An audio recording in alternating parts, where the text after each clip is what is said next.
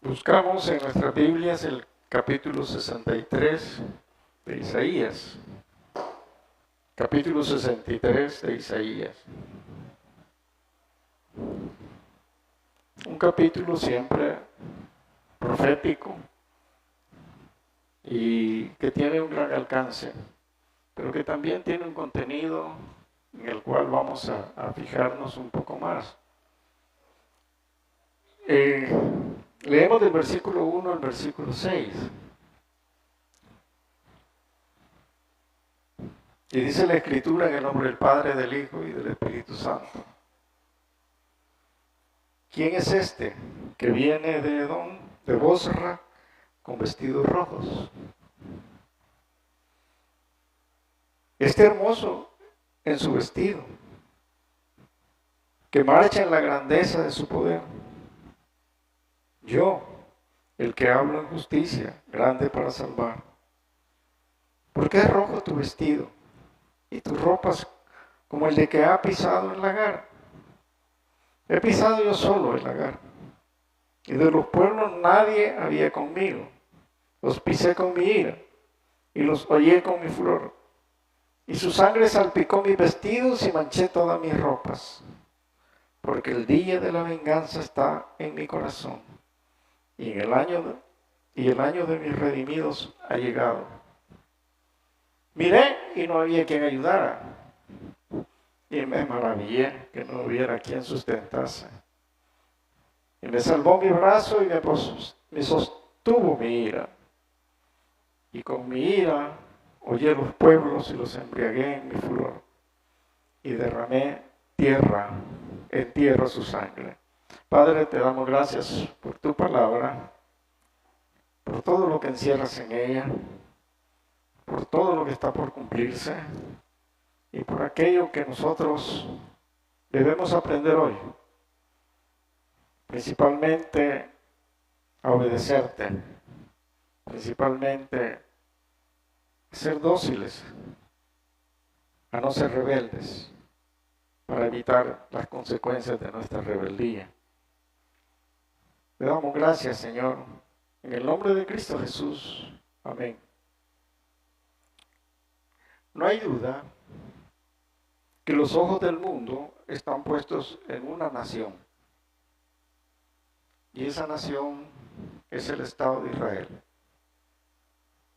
Nosotros lo podemos ver en las noticias a diario, nacionales e internacionales. La influencia que ese pequeño país, de una similitud en área con la nuestra, tiene en el mundo. Es fuerte. Gran parte de sus naciones vecinas, desde la antigüedad, han mantenido una enemistad histórica. Lo leemos en el Antiguo Testamento y lo leemos en la historia secular. Esto es una realidad. Las generaciones de los pueblos que están odiando al pueblo de Israel crecen desde temprana edad, ya con esa mentalidad, ya con esa noción, como si fuera una consigna, como si fuera una doctrina, como si fuera una religión o como si fuera una misión. Tuve la oportunidad de ver un reportaje el cual se enfocó en niños, principalmente en palestinos y niños israelitas. Y esos niños desde muy temprana edad, estoy hablando de niños que 5, 6, 10 años, 12 años, ya 12 años ya se consideran adultos en esa región. Y expresaban de manera libre su odio hacia el pueblo de Israel, con una consigna, que si tuvieran la oportunidad de acabar con uno o varios de ellos, lo harían. Así como usted lo oye. Es un reportaje que hizo alguien y lo transmitió. Por su parte, las generaciones del Estado de Israel crecen con la convicción de que están en la tierra prometida, en la tierra que Dios les dio, en la tierra que fluye leche y miel,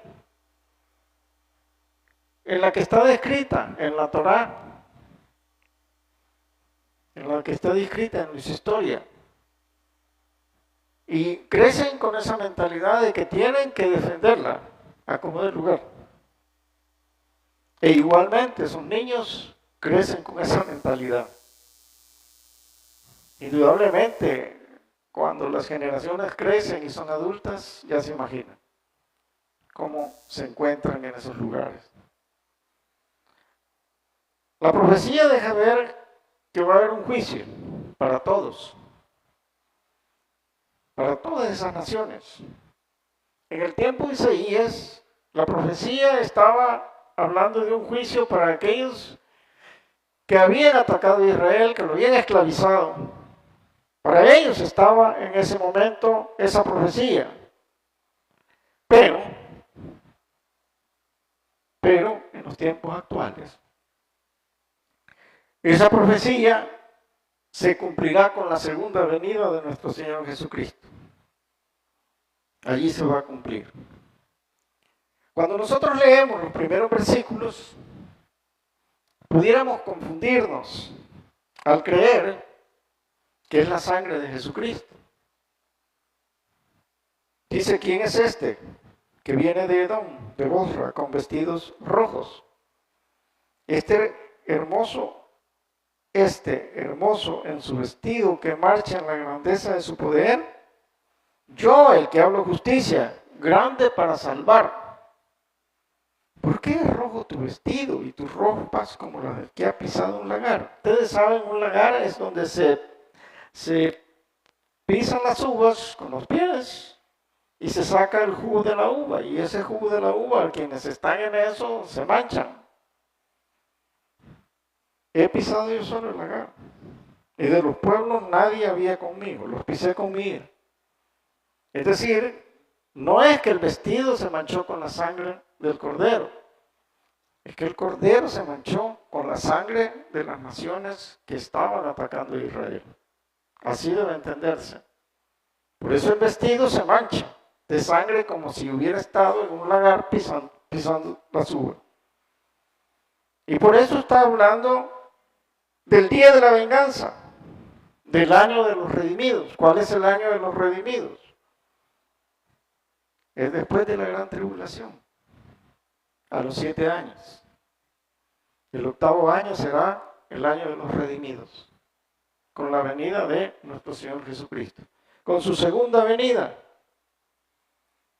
Y eso está profetizado por Juan en Apocalipsis, en el capítulo 16.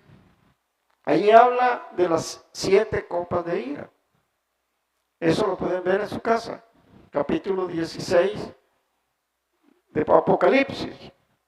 Hablando de las 7 copas de ira que se van a desatar en ese tiempo. No hay duda de que parte de lo que detallan las copas de ira ya se está cumpliendo. Y son una señal del pronto regreso de nuestro Señor Jesucristo. ¿De qué estoy hablando? Del cambio climático, para empezar. Cuando revisen las copas de ira se van a dar cuenta de un calor intenso. Miren Europa cómo está actualmente. Es grave el calor y el cambio climático, cómo se está dando. Las inundaciones. Las inundaciones son otro factor. Ahorita viene una tormenta muy fuerte. También tenemos los terremotos, destrucciones, guerras. O sea, todo es señal de que las 7 copas de ira están dándose. No lo perdamos de vista. Lo que se detalla en estos primeros 4 versículos, no lo interpreten como la sangre del Cordero, sino como la sangre de todos los enemigos del pueblo de Dios. y enemigos del mismísimo Dios. Igual va a suceder con aquellos que gratuitamente se han declarado enemigos del pueblo nuevo de Dios, que somos nosotros. Parece mentira, pero hay personas que no les hemos hecho nada, que al contrario les hemos hablado de Cristo Jesús, le hemos hablado de Dios, y esas personas se esmeran porque entendamos y hacemos ver que no les caemos bien, que somos odiosos, y nos rechazan. En mi oficina llega alguien que expresamente se pone a hablar con un empleado y se pone a hablar mal del evangelio, como el mismísimo diablo provocándome para que yo me levante, vaya, le reclame o lo trate de evangelizar. Pero el fracaso del diablo ahí está, es que el fracaso del diablo es que nunca va a aceptar al Señor Jesucristo, porque el futuro de él está en el lago de azufre. Ese ya está determinado, y muchos han decidido seguirle al estar en contra de quienes predicamos o sostenemos que somos hijos de Dios. ¿Y sabe qué es lo más grave? Que este tipo de personas ni tan siquiera han leído la Biblia. Eso es grave porque no la leen, únicamente lo que se hablan entre ellos. Pero sus consecuencias tendrán, porque más que anunciado que viene un juicio, está bien pronosticado. Aquellos que en este periodo de la gracia no han querido nada con Dios, van a sufrir las consecuencias. Las van a sufrir y las sufren hoy como las sufrirán en la gran tribulación. Porque en el día que nos está hablando el Señor, en este día de la venganza, en el año de la redención, nosotros ya no vamos a estar, por lo menos en la tierra. Vamos a estar con Cristo Jesús. En la historia de la humanidad, hasta nuestros tiempos, la rebeldía hacia Dios y la desobediencia ha estado presente. Desde Edén, desde Noé, desde Abraham, desde Moisés, desde los reyes. En la época de los reyes, usted lee que dice, y los jueces, usted lee que dice, y el pueblo de Israel volvió a hacer lo malo ante los ojos de Jehová. Ha sido una rebeldía que está allí. Esa rebeldía ha estado presente siempre. En el tiempo de Jesús no fue la excepción.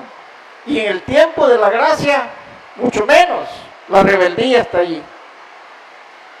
Por eso hoy quiero hacer énfasis en el versículo 10. Veamos el versículo 10 del capítulo 63. Y este es el énfasis de este capítulo en el cual quiero centrarme.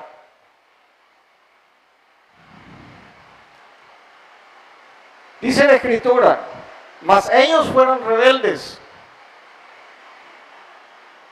e hicieron enojar su Santo Espíritu, por lo cual se les volvió enemigo y él mismo peleó contra ellos. A esto quiero referirme en esta tarde. A la rebeldía, al hacer enojar al Espíritu Santo. A eso me quiero referir. Enojar al Espíritu Santo equivale a decir contristarlo. Ya en el Nuevo Testamento lo encontramos como contristar al Espíritu Santo. La definición de contristar comúnmente se entiende como entristecer. Pero no solo debe tomarse como entristecer al Espíritu Santo, también debe tomarse como enojar, como causar dolor, como causar decepción. En esta parte del capítulo, en el versículo 10 dice que enojaron al Santo Espíritu, lo entristecieron y lo enojaron. Veámoslo desde el punto de vista nuestro, como personas. Cuando observamos la conducta de alguien en quien hemos depositado nuestra confianza, nuestro afecto y hasta nuestro amor, ¿cómo se toma la falta de un esposo o la falta de una esposa? Eso es contristar cuando hay una falta.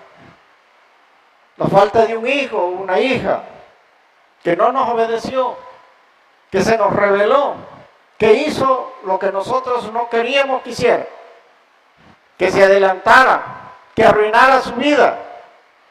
¿Cómo nos sentimos cuando un empleado en el cual depositamos nuestra confianza descubrimos que se está lucrando de lo que no es suyo, que está tomando lo que no es suyo?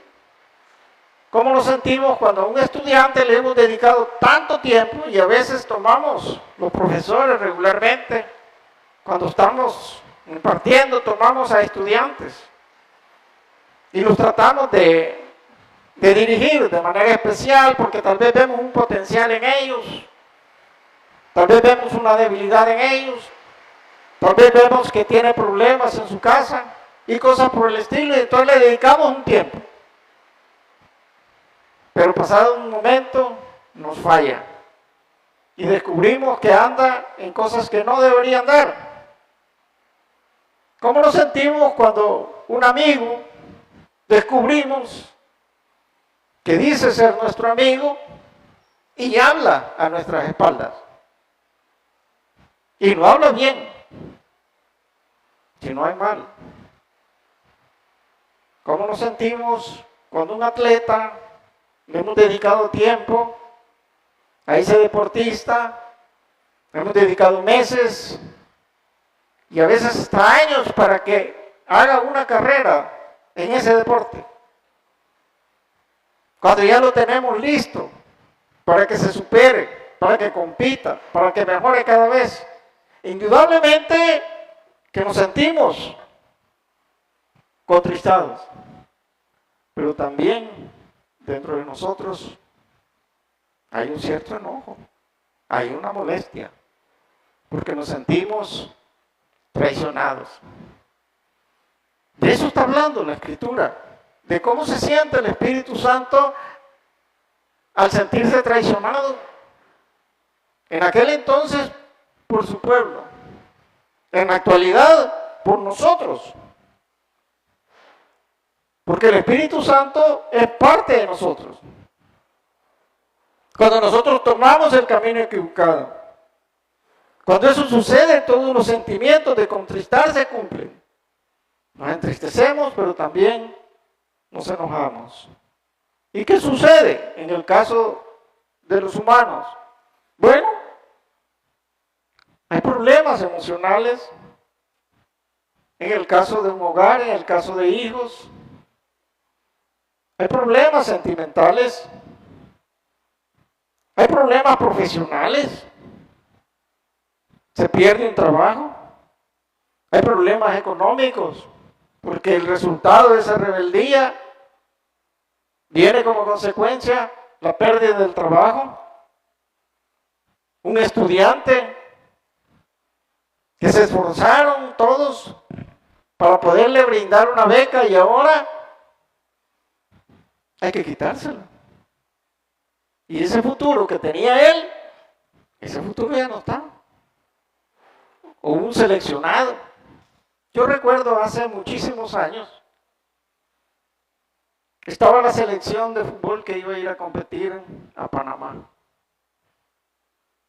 Y el joven atleta, esta selección fue la previa a la selección que hubo en el año 1970, que fue el Mundial en México.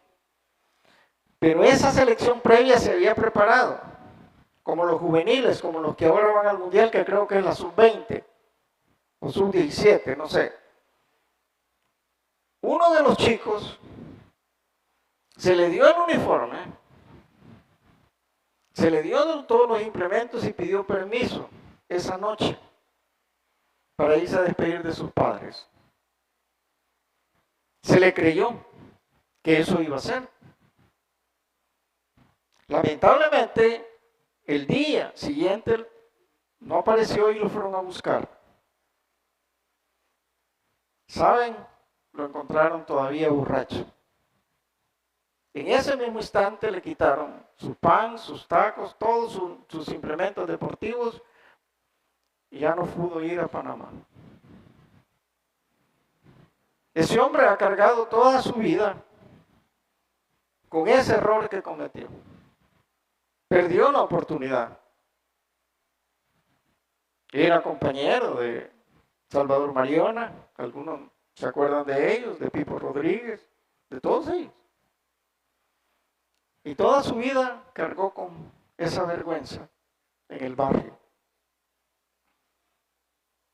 Su alcoholismo fue mayor. Pasado un buen tiempo, se logró recuperar, pero ya sus oportunidades las había perdido. Eso sucede en el campo nuestro. Se pierden las oportunidades. Ahora póngase a pensar lo que se pierde cuando nosotros contristamos al Espíritu Santo. La persona que lo hace sufre las consecuencias. Se queda sin cobertura. Precisamente de eso habla la Escritura, el contristar al Espíritu Santo por nuestra rebeldía. Estamos rechazando a la tercera persona de Dios que está allí. Esa tercera persona que está allí, en usted y en mí, esa persona nos fue dada para consolarnos, para guiarnos, para apoyarnos, para sostenernos, para educarnos, para defendernos, para animarnos, para proporcionarnos dones, para que seamos dignos de tener bendiciones. Pero en nuestra rebeldía, trayendo este versículo a nuestro tiempo, lo hacemos enojar. La pregunta es, con todo lo que el Espíritu Santo que está en nosotros, con todos los bienes que Él nos da y nos quiere dar, ¿por qué fallarle? Esa es la reflexión. ¿Por qué fallarle al Espíritu Santo? Y nótese, está en nosotros. Está en nosotros. Es más fácil que Él de inmediato se dé cuenta de lo que está sucediendo que su papá o su mamá, que su jefe, que su compañero. Él está con nosotros. Él está presente. ¿Quién es el Espíritu Santo? Es la tercera persona de Dios. Es parte del Dios Trino, de un solo Dios. Padre, Hijo y Espíritu Santo. Presente desde la fundación del mundo. Dice en Génesis capítulo 1, versículo 2, que en el principio el Espíritu se movía sobre las aguas. Y en el versículo 26 de Génesis dice, hagamos al hombre a nuestra imagen y semejanza. Allí está el Espíritu Santo, desde el inicio. La palabra Trinidad es cuestionada por muchos. Eso no existe, dicen. Nos cuestionan y dicen, eso no existe, la Trinidad no existe, pero al leer varios versículos de la Biblia, esto cae por su propio peso. Cuando nosotros leemos la Gran Comisión en el Mateo 28, 19 y 20, nos manda a predicar en Jerusalén, en Samaria, en Judea, en Samaria y hasta lo último de la tierra, dice. Bautizándolos, dice, en el nombre del Padre, del Hijo y del Espíritu Santo. Por si fuera poco, esa figura de la Trinidad aparece 21 veces, en 21 versículos lo vamos a encontrar. En Mateo capítulo 3, versículos 16 y 17, y en Marcos, Lucas y Juan encontramos que el Señor llegó al Jordán y se bautizó. Y saliendo del agua, dice, cuando se bautiza, una paloma descendió, que era el Espíritu Santo, en forma de paloma. Y se oyó una voz que dijo, este es mi Hijo amado, en el cual tengo complacencia. Este es el Hijo que me complace, el que me obedece. ¿En qué le obedeció? En bautizarse, en iniciar su ministerio. En eso le obedeció y eso le agradó al Señor. Y eso sucede cuando cada uno de nosotros tomó la decisión primero de recibir a Cristo como su personal y único Salvador. Y luego toma la decisión de mostrarse a la iglesia, al mundo y a todos los que sean, diciendo yo soy parte de la iglesia de Cristo. Y me identifico con la sangre del Cordero. ¿Cómo? Bautizando. Es un paso de obediencia que nosotros tenemos que dar. En Lucas, en el capítulo 10, en el versículo 21, dice, en aquella misma hora Jesús se regocijó en el Espíritu, o sea, en el Espíritu Santo. Y dijo, yo te alabo, oh Padre, Señor del cielo y de la tierra, porque escondiste estas cosas de los sabios y entendidos y las has revelado a los niños. Sí, Padre, porque así te agradó. Lo mismo leemos en Gálatas. En Gálatas encontramos otra referencia al Espíritu Santo. En Gálatas capítulo 4, de los versículos 4 al 6, nos dice la Escritura. Pero cuando vino el cumplimiento del tiempo, Dios envió a su Hijo, nacido de mujer y nacido bajo la ley, el Dios hombre, para que redimiese a los que estaban bajo la ley, a fin de que recibiéramos la adopción de hijos, nosotros. Y por cuanto sois hijos, Dios envió a vuestros corazones el Espíritu de su Hijo, el cual clama, Abba Padre. Lo mismo nos dice en Efesios 2, capítulo 18, nos dice el versículo 18, nos dice, porque por medio de Él, los unos y los otros tenemos entrada por un mismo Espíritu al Padre. Por medio de Él, Jesucristo. Y por medio del Espíritu tenemos entrada al Padre. Veamos cómo profetiza también Isaías en el capítulo 32. Isaías nos profetizó la venida del Espíritu Santo. Y en la venida del Espíritu Santo no solo está en Isaías, está en varias partes del Antiguo Testamento. Y leemos en el capítulo 32, en los versículos del 15 al 17, que dice la Escritura, hasta que sobre nosotros sea derramado el Espíritu de lo alto. Fue derramado el Espíritu de lo alto aquel día en Pentecostés, en Hechos de los Apóstoles. Nos lo anunció y nos dijo en Hechos capítulo 1, versículo 8, cuando nos dijo, y recibiréis poder cuando haya venido sobre vosotros el Espíritu Santo. Y me seréis testigos, y nuevamente nos vuelve a decir, en Jerusalén, en Judea, en Samaria y hasta en lo último en la tierra. Y el desierto se convierte en campo fértil. Y el campo fértil sea estimado por bosque. Y habitará el juicio en el desierto y en el campo fértil morará la justicia. Y el efecto de la justicia será paz. Y la labor de la justicia es reposo y seguridad. Es decir, el Espíritu Santo llega a nuestras vidas que antes eran un desierto, que antes eran áridas, que antes llegan secas, ahora a darnos gozo, a darnos paz, a darnos esperanza, a hacernos compañía. Oiga bien, a hacernos compañía. Muchas veces nosotros, ¿cuántos nos hemos sentido solos más de alguna vez? Yo creo que muchas veces. Y cuando eso sucede, es que tenemos una memoria muy mala. ¿Y por qué la memoria es tan mala? Porque el Espíritu Santo siempre está con nosotros. Entonces no nos sintamos solos, porque Él vino para consolarnos. Él vino para darnos paz. Él vino para darnos esperanza. Él vino para todo eso. Nosotros leemos en Juan, en el capítulo 14, en el versículo 26, nosotros leemos que la Escritura nos dice lo siguiente. Nuestro Señor Jesús nos dice, mas el Consolador, el Espíritu Santo, a quien el Padre enviará en mi nombre, Él nos enseñará todas las cosas y nos recordará todo lo que yo les he dicho. En el capítulo 15, siempre en el versículo 26, nos vuelve a recalcar lo siguiente.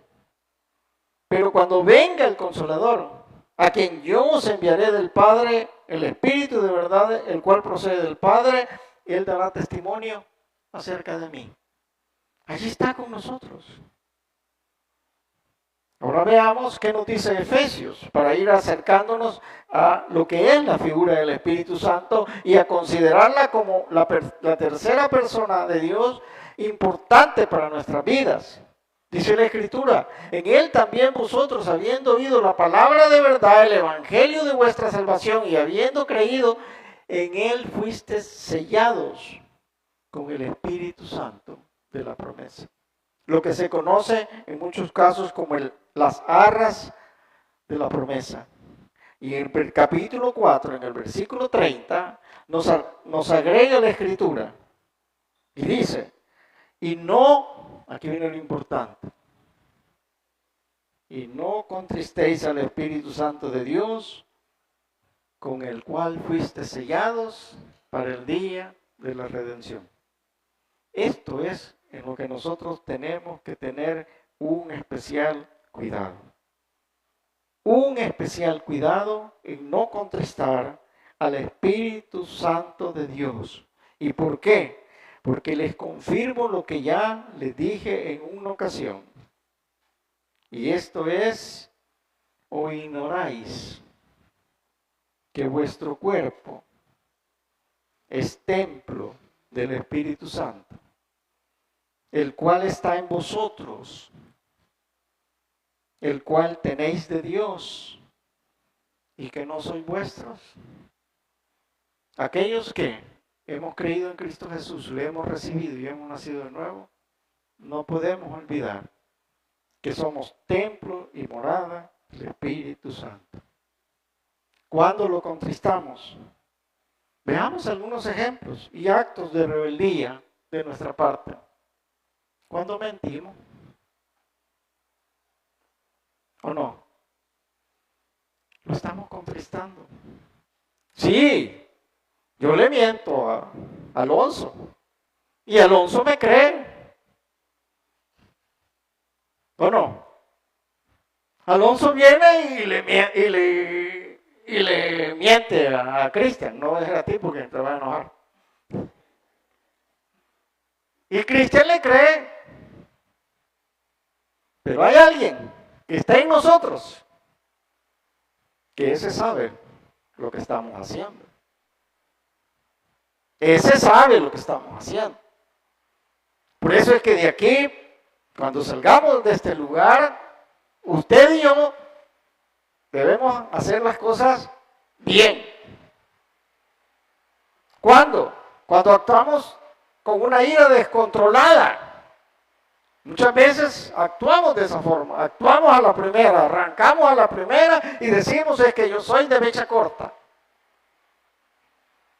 No debe ser así. Cuando hay amargura en nosotros,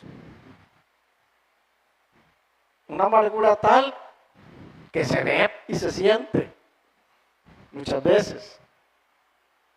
Cuando no perdonamos, nosotros hemos sido perdonados. Pero Él nos observa a nosotros que guardamos raíces de amargura, que guardamos rencor. Y nos dice por dentro, pero si yo te he perdonado, y te he perdonado más de por lo que tú te sientes ofendido. Debes de aprender a perdonar. Cuando hay inmoralidad sexual. Sí, allá escondidito, nadie sabe, nadie se da cuenta, nadie nos vio. Pero Él está en nosotros. Él sabe que no estamos haciendo lo correcto. Y si es hijo de Dios, sabe también que no está haciendo lo correcto, porque el Espíritu Santo nos redarguye. Cuando nuestro lenguaje es vulgar, no cuidamos nuestra forma de hablar. No, aquí todos. A lo sumo, si le sucede algo, dice, ay, se me salió. Pero allá afuera, nomás estemos con 3 o 4 amigos que no son de la iglesia, y en cuestión de 15 minutos usted está hablando igual o peor que ellos. Contristamos al Espíritu Santo. Cuando envenenamos la mente de otros. ¿Cómo es envenenar la mente de otros? Cuando criticamos, Cuando trasladamos cosas que no nos consta que son ciertas y contribuimos a una mentira, a una falsa noticia, sin haber comprobado si eso es realidad o no. Cuando denigramos a alguien, no, si yo la vi, iba con fulano, a mí me dijeron que iban para tal, no, sí. ¿Y qué le serviste de petate, pues? Eso es lo que nos contestan muchos. Porque aseguramos muchas veces y denigramos a una joven, denigramos a una esposa, la denigramos. Y como no nos gusta quedarnos callados, lo trasladamos unos a otros. Y eso se hace grande. Y no es la primera vez. Si ella así es, o él así es. Entonces, se contrista el espíritu por nuestras actitudes. ¿Qué hacer?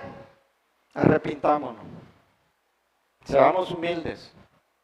Reconozcamos nuestros errores, hermanos. Reconozcamos que nos equivocamos. ¿Qué paso dar? Bueno, número 1. Reconozcamos nuestro pecado. Confesémoslo a Dios. Arrepintámonos y alejémonos de todo eso que nos hace pecar. Primer paso. En segundo lugar, cultivemos una vida de oración, una vida de adoración. Mejor oigamos sermones, mejor oigamos alabanzas. Los que venimos del mundo, así nomás oímos una musiquita y ya estamos bailando. Ya nos desvía, nos desconcentramos. Rápido, nos ponemos románticos. A veces yo vengo y me desvío. Y cuando ya siento que me está redarguyendo el Señor, porque me estoy acordando de mi pasado o de cosas que no debo recordarme, lo apago.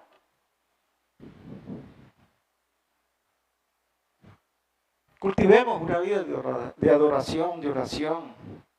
Leamos y estudiemos en tercer lugar la palabra de Dios. Que no sea letra muerta, sino si va a estudiar la palabra y cree que un capítulo completo es demasiado, pues estudie 3 versículos, pero estúdielos bien, analícelos bien y trate de ponerlos por obra. Pero no me lea 10 capítulos de la Biblia y al final se le olvida qué fue lo que leyó. Mejor poco, pero puesto por obra. Mejor poco, pero memorícelo.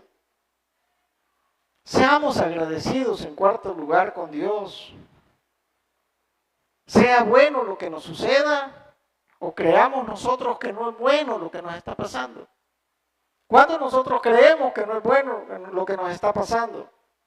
Cuando tenemos una enfermedad, cuando alguien nos falla, cuando nos despiden de un trabajo, cuando no nos dan el aumento que nosotros queríamos, cuando alguien nos ofende, cuando tenemos un accidente, cuando perdemos un ser querido. Nosotros pensamos que no es bueno. Pero en todo hay un propósito de Dios. Y tenemos que ser siempre agradecidos. Procuremos tener y desarrollar los frutos que el Espíritu Santo nos da. Amor, gozo, paz, benignidad, paciencia, templanza. Dice la Escritura que contra esas cosas no hay ley, dice. Pues procuremos nosotros tener esos frutos, desarrollarlos. En sexto lugar, con todo eso tomemos decisiones, pero que estén apegadas a la voluntad de Dios. Consultémosle al Señor. Y cuando muchas veces vamos a tomar una decisión difícil, consultémosle al Señor, consultemos la palabra, oremos, consultemos a alguien sabio, a alguien que tenga buen testimonio. Cuando sintamos paz en nuestro corazón, que no nos preocupa, entonces tomemos la decisión, pero tengamos la certeza, por lo menos, Señor, A veces hasta por el camino que me voy a ir tengo que preguntarle por dónde me voy.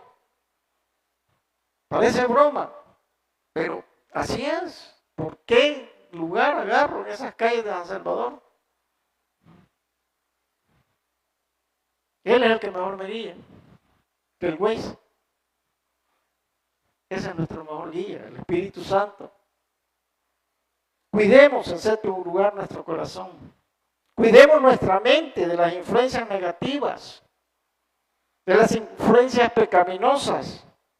Cuidémonos del mundo. Y lo he repetido muchas veces. Estamos en el mundo, pero no somos del mundo. Y por favor, no quiera seguir pareciéndose como que es del mundo. Evítelo. Si estamos en el mundo es porque así debe ser. Tenemos que estar allí. Pero somos nosotros. El Señor oró por cada uno de nosotros. No te pido por esto. Te pido por esto y te pido por aquellos que han de creer que están en el mundo, pero que no son del mundo. Una oración de intercesión de nuestro Señor Jesucristo. Pidió por nosotros, para que no nos contamináramos. En octavo lugar, trata de rodearte con la familia de Dios. Nosotros somos tu familia. Nosotros podemos orar los unos por los otros, amarnos los unos a los otros, estar pendientes los unos a los otros. Pero tú tienes muchas veces la confianza en personas que no son temerosas de Dios. Tú pides consejo sobre tu matrimonio a alguien que es divorciado o que nunca se ha casado. Y mucho menos tiene temor de Dios. ¿Cómo puede alguien así darte un buen consejo? Busca a alguien temeroso de Dios. Rodéate de personas que tengan buen testimonio. Si no, te vas a contaminar. Por eso debemos estar atentos y obedientes a la guía del Espíritu Santo, porque Él está en nosotros. Él está para guiarnos. Seamos templo y morada del Espíritu Santo. Templo. No lo tengamos en un rincón escondido. Dejemos que Él haga la obra en cada uno de nosotros. Y por último, trata a los demás. Sea atento. Ten amabilidad. Ten compasión. Ten misericordia. Ten respeto por los demás. Esto refleja el amor de Dios, que de igual forma nosotros hemos recibido. ¿Saben? Los versículos restantes de este capítulo muestran que a pesar de todo, que a pesar de la rebeldía, Dios siempre nos ama y tiene misericordia. Independientemente, siempre nos ama, siempre muestra su amor y siempre está dispuesto. Pero nosotros debemos ser humildes y dóciles a su voluntad. El consejo principal es: evitemos contristar al Espíritu Santo. Eso trae consecuencias negativas en nuestra vida. Limita las bendiciones que Dios tiene para cada uno de nosotros. Amén. Vamos a orar. Padre, gracias te damos por tu palabra, Señor. Gracias por orientarnos en esta tarde a ser obedientes, a ser humildes, a ser dóciles y evitar ser rebeldes. Gracias por confirmarnos que tú estás en nosotros y que estás controlándonos y que sabes lo que sucede en todo nuestro ser y que nos guardas. Y si en esta tarde hay alguien que aún no ha recibido a Cristo Jesús como su personal y único Salvador, ahí donde se encuentra, solo levante la mano. Quiero orar por usted y con usted. ¿Habrá alguien en esta tarde que quiere recibir a Cristo Jesús como su personal y único Salvador? ¿Habrá alguien que levanta su mano? Gracias, Señor, porque todos los que acá estamos somos tus hijos, y si hubo alguien que aún no lo es, dale una nueva oportunidad de salvación y de vida eterna. En Cristo Jesús oramos. Amén. Pongámonos en pie. Vamos a despedirnos cantando al Señor. Entonces, amén. Nos vamos a despedir con esta alabanza, así como decía nuestro pastor. Dios nos ama a pesar de todo, ¿verdad? Lo que hemos sido, somos, pero vamos a cantar al Señor y vamos a agradecerle porque Él nos demuestra su verdadero amor. Quiero que me vayan a cantar esta alabanza. Y ayúdenme a cantar el coro, dice así.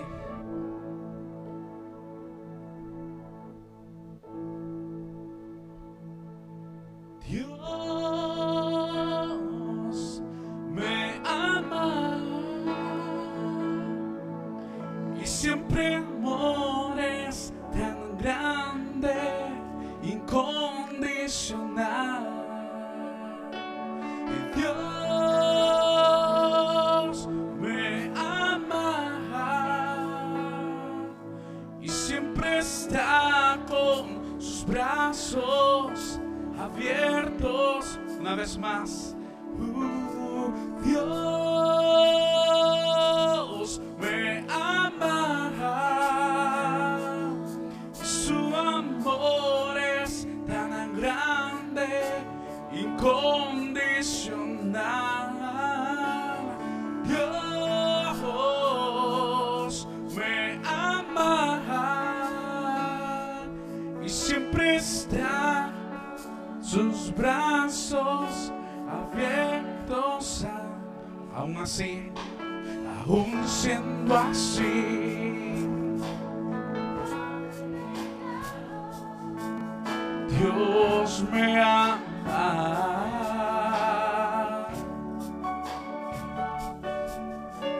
Siendo imperfecto, Dios me ama. Si estoy fuerte, si yo estoy de pie, Dios me ama. Si estoy débil, si yo estoy caído, Él no me dejará de amar. Sin su amor, sin su perdón, no sé qué sería de mí. Es que Dios me amó, es que Dios me amó tanto para morir en mi lugar. Todos juntos, fuerte a Él. Y Dios me ama y su amor es tan grande, incondicional. Oh, Dios me ama y siempre está con sus brazos abiertos a mí. Aún así, aún siendo así, un pobre pecador, Dios me ama. Siendo imperfecto, aún sin merecerlo, Dios me ama. Si estoy fuerte, si yo estoy de pie, Dios me ama. Si estoy débil, si yo estoy caído, Él no me dejará de amar. ¿Qué seríamos sin su amor? Su amor, sin su perdón, no sé qué sería de mí. Es que Dios me amó tanto, es que Dios me amó tanto, que entregó a su Hijo para morir en mi lugar. Dios me ama y su amor es tan grande, incondicional. y Dios me ama y siempre está con sus brazos abiertos a mí. Una vez más, y Dios me ama y su amor es tan grande y incondicional. Dios me ama y siempre está con sus brazos abiertos a mí. Que se le bendiga, hermanos.